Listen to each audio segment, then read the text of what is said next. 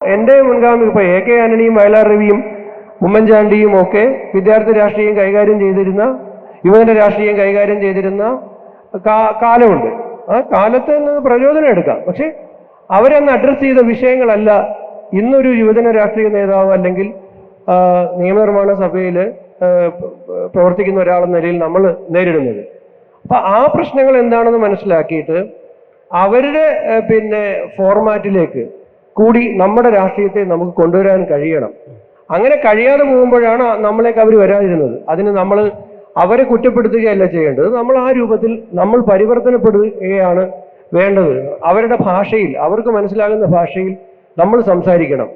നമ്മുടെ ഭാഷ ചിലപ്പോൾ അവർക്ക് ഉൾക്കൊള്ളാൻ കഴിയുമെന്ന് വരില്ല. അതിൻ്റെ അർത്ഥം അവർ രാഷ്ട്രീയ പ്രതിബദ്ധതയില്ലാത്തവരെന്നല്ല.